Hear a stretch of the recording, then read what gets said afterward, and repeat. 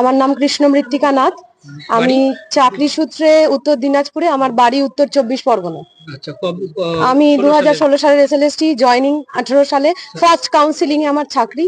আমার ইমোশনাল আউটবার্সটা হয়তো খুব বেশি হবে, কারণ আমার বাবা মা আমার উপর ডিপেন্ডেন্ট। আজকে দিনের পরে আমি জানি না যে আমার কি হবে।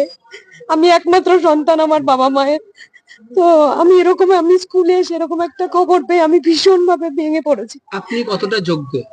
আমি অবভিয়াসলি, কারণ আমি ইউনিভার্সিটি টপার। আমি রবীন্দ্রভারতী ইউনিভার্সিটি থেকে মাস্টার্স কমপ্লিট করেছি। আমি স্নাতক স্তরে আমি ইউনিভার্সিটি টপার, আমি ফার্স্ট ক্লাস ফার্স্ট। আমি গভর্নরের কাছ থেকে গোল্ড মেডেল নিয়েছি। তারপরে যদি আমাকে প্রমাণ করতে হয় আমি যোগ্য কি অযোগ্য, আমার কিছু বলার নেই। এত বড় মানসিক একটা কাজ, এত বড় অপমান সামাজিক, কিভাবে মেনে নিয়ে গিয়ে চলবো জানি না। আমি মানসিকভাবে ভীষণ ভাবে ভেঙে পড়েছি। এরপরে যদি আমাকে প্রমাণ করতে হয় আমি যোগ্য কি অযোগ্য, যেখানে আমি একজন গভর্নরের কাছ থেকে আমি স্নাতক স্তরে ফার্স্ট ক্লাস ফার্স্ট হওয়ার জন্য গোল্ড মেডেল নিয়েছি, তারপরে যদি আমার যোগ্য অযোগ্য প্রমাণ করার জন্য রাস্তায় এসে দাঁড়াতে হয়, তার থেকে লজ্জাজনক কিচ্ছু হয় না। এর থেকে সুপ্রিম কোর্ট পারলে আমাদেরকে মৃত্যুদণ্ড দিক, এটা মেনে নেওয়া যায় না।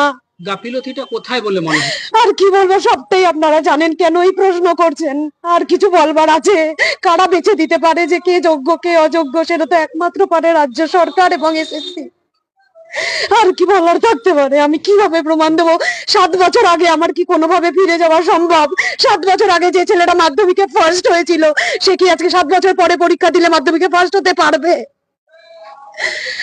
সেটা কি সম্ভব?